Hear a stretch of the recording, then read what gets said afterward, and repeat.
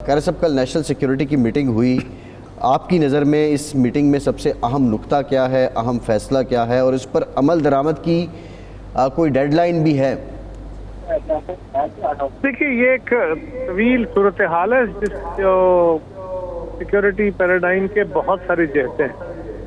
پہلی بات تو یہ ہے کہ اس سے اتفاق رائے پیدا کرنے کی کوشش کی جاتی ہے اور وہ اتفاق رائے کل نظر آیا۔ انفارچونیٹلی پی ٹی آئی اس میٹنگ کا بائیکاٹ کر کے کوئی اچھا ثبوت نہیں دیا، لیکن باقی ساری قومی جماعتیں جو تھی وہ اس میں شامل ہوئیں اور بریفنگ کے بعد یہ فیصلہ کیا گیا کہ پوری قوت کے ساتھ اس جو اینٹی پاکستان ایلیمنٹ ہے، جو بندوق بردار ہے، اس کے خلاف بھرپور طاقت کا استعمال کیا جائے گا۔ ہاں، جو لوگ پرامن ہیں، آئین کے تحت چلنا چاہتے ہیں، چلتے ہیں، اور وہ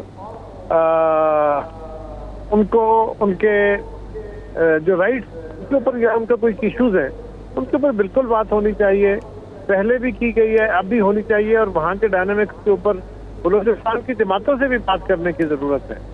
لیکن جہاں ڈائلاگ کی ضرورت ہے وہاں ڈائلاگ کیا جائے، بٹ ادر وائز جہاں آپریشنز کی ضرورت ہے، طاقت کی ضرورت ہے، جہاں بندوق بردار ہے اس کے خلاف بندوق استعمال کرنی پڑے گی، اور کوئی رستہ نہیں ہے ان کے خلاف۔ تو قاری صاحب یہ فرمائیں کہ ابھی آپ نے ذکر کیا بلوچستان کے ضمن میں کہ ابھی جہاں مذاکرات کی ضرورت، کیا ابھی بھی مذاکرات کی گنجائش ہے؟ کیونکہ وہ تو علیحدگی کا اعلان کر رہے ہیں اور پاکستان کے خلاف جنگ کا اعلان کر رہے ہیں، پاکستان کے اداروں کے خلاف، تو کہیں کسی سطح پہ ابھی مذاکرات کی گنجائش موجود ہے؟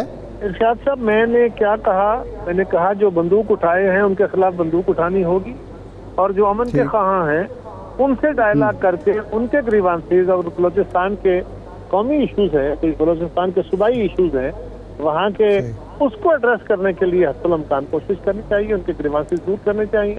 لیکن جو بندوق اٹھا کے حکومت پاکستان کو اور پاکستان کی سالمیت کو چیلنج کرتا ہے اس کے ساتھ بالکل کوئی رعایت ممکن نہیں۔ بالکل ٹھیک، صحیح ہے۔ اچھا، ایک بات آرمی چیف نے کہی وہاں میٹنگ میں کہ گورننس کا جو گیپ ہے اس کی وجہ سے ہم خون سے اس گیپ کو پر کرنے کی کوشش کر رہے ہیں، ہمارے جوان شہید ہو رہے ہیں، صرف فوج کے جوان ہی نہیں، پولیس کے لوگ بھی شہید ہو رہے ہیں، عام لوگ بھی شہادتوں کا نذرانہ پیش کر رہے ہیں۔ تو کیا وجہ ہے کہ ہماری سول حکومتیں جو ہیں وہ گورننس بہتر نہیں کرتی، اور کیا واقعی یہ گورننس کا گیپ سے ہی یہ فائدہ اٹھا کے دہشت گرد ہم پر چڑھ دوڑے ہیں؟ یہ گورننس کے ایشوز تو ہیں۔ آرمی چیف کی باتیں جو تھیں اس میں بہت ساری اچھی باتیں تھیں، لیکن انہوں نے جو بات کی ہے کہ ہمیں پاکستان کے لیے جو تلخی کی باتیں ہیں ان کو دور کرنے کی حسب الامکان کوشش کرنی چاہیے۔ گیپس تو موجود ہیں، گورننس کے بڑے سیریس ایشوز ہیں، اور فوج کے جوان جو ہیں وہ آرمی چیف نے بطور ادارے کے سربراہ کے یہ بات یہی کہنی ہے، انہی کا حق بنتا ہے کہنا، لیکن وہ جوان صرف آرمی کے جوان تو نہیں ہیں، وہ ہمارے بھی بیٹے ہیں، وہ آپ کے بھی بیٹے ہیں، اس قوم کے بچے ہیں، تو یہ کسی ایک کی ملکیت نہیں ہے، لیکن وہ بطور آرمی چیف کے، بطور ادارے کے سربراہ کے ان کا یہی بنتا ہے کہنا۔ اور ہمیں ایک ایک سپاہی کو لگنے والے ایک ایک زخم کا تکلیف ہے، اس سے ایک ایک قطرے خون کی تکلیف ہے۔ گورننس کے فیلئر کی ایک لمبی کہانی ہے، پولیٹیکل پروسیس کو نہ چلنا، اور اس کے اندر جو گیپس آئے ہیں اس میں سیاستدانوں کا یا سول حکومتوں کا کتنا قصور ہے، باقی فیکٹرز کیا کیا ہیں۔ اس ملک کے اندر جو طالبانائزیشن کی گئی ہے، جو بندوق کے ساتھ سیاسی جتھوں کو یا پرائیویٹ گروپس کو لڑائی گئی ہے، اس کی بہت ساری جہتیں ہیں جس نے الٹیمیٹلی کلمینیٹ ہو کے ہمارے لیے یہ صورتحال پیدا کی ہے جس کا آج ہمیں سامنے۔ صحیح نہیں، اب قاری صاحب کیا بہتر نہیں ہوگا کہ اب یہ سیاسی جماعتیں اور جو جماعتیں خاص طور پر حکومت میں ہیں اس وقت، 2002 سے تو یہ مسلسل جمہوریت چل رہی ہے، وہ مل بیٹھ کے یہ بری حکمرانی کے تدارک کے لیے کوئی تجاویز مرتب کریں؟ بری حکمرانی کے لیے تجاویز کی ضرورت نہیں ہے، عمل درآمد کی ضرورت ہے۔ اس کے لیے پروسیسز کو ٹھیک کرنے کی ضرورت ہے، اس کے لیے پاکستان کے عوام کو ٹھیک جو ہے نا اس کو بھی اٹھنے کی ضرورت ہے۔ یہ یاد رکھیے کہ صرف درس دینے سے تو کبھی تاریخ میں انسانی معاشرے ٹھیک نہیں ہو گئے۔ انبیاء کے ادوار میں بھی، انبیاء کے دور میں ڈائریکٹ ان سے ہدایت لینے کے بعد کچھ عرصے کے بعد لوگ وہ ہدایت کے راستے سے ہٹنا شروع ہو گئے تھے. تو ہمیں انسٹیٹیوشنلائز کرنے کی ضرورت ہے چیزوں کو. یہ بات بڑی سمپل ہے کہ اس میں سیاستدانوں کو بھی اپنے رویوں کو درست کرنا ہے, اپنی عادات کو درست کرنا ہے, عدلیہ کو بھی کرنا ہے, میڈیا کو بھی کرنا ہے, کاروباری طبقے کو بھی کرنا ہے. اور اس کے لیے سیاستدان واحد طبقہ نہیں ہے. سیاستدان خالی لیڈر نہیں ہوتا, یہ پورے سماج کے رویے بدلنے کی ضرورت ہے. اور یہ رویے بدلیں گے جس دن لوگ بھی میرٹ کا ذکر کریں گے, لوگ بھی میرٹ کے اوپر ذکر کریں گے, اپنے فیصلے کریں گے. اس ملک کے اندر ووٹ ڈالتے ہوئے صرف جذبات میں نہیں, صرف کسی کے بہکاوے میں آ کے نہیں, صرف سوشل میڈیا ٹرینڈ کے ساتھ نہیں, صرف چند علماء کی بحثوں میں آ کے نہیں, بلکہ لوگ اپنی فکر کو استعمال کرتے ہوئے بہتر اور اہل کردار جو ہیں ان کو آگے لے کے آئیں گے, تب بہتری کا عمل شروع ہوگا.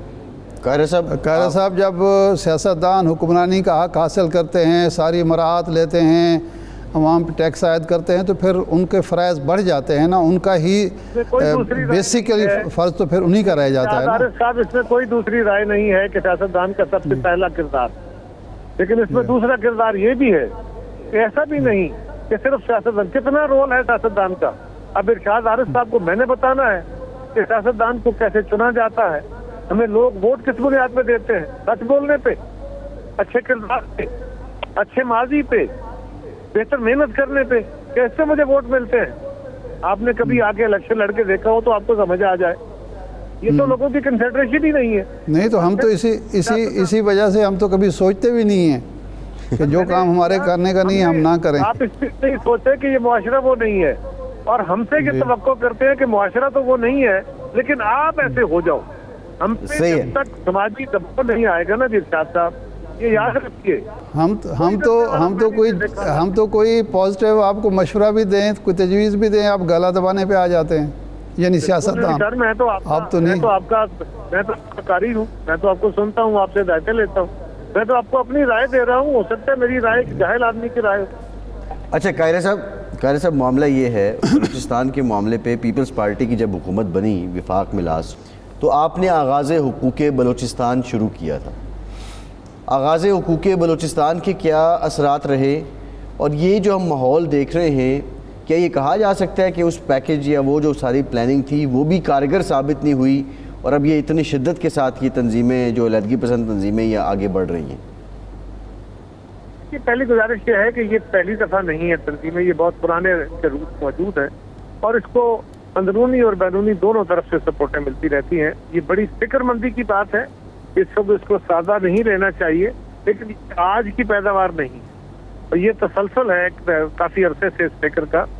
اور بہت سارے سیاستدان بھی بلوچستان کے وہ ہیں جن کے فیملی کے لوگ ہی وہ پالیٹکس میں ہیں, وہ آئینی سیاست کرتے ہیں, اور وہ دوسری طرف والے بھی کے ساتھ ہیں. تو یہ بھی ایک وہاں کی جہتیں ہیں کئی ساری, میں اس پہ بحث نہیں کرتا اس وقت. لیکن آغاز بلوچستان اور نیشنل ایکشن پلان, یہ دو کام ہوئے تھے ہمارے دور میں, اور نیشنل ایکشن پلان سے بھی جب اس پہ عمل درآمد شروع ہوا تو اس پہ بہت بہتری آئی تھی, آپریشنز بھی ہوئے اور دیگر اقدامات بھی اٹھائے گئے تھے, اعتماد سازی بھی ہوئی تھی, اس سے بہتری آئی.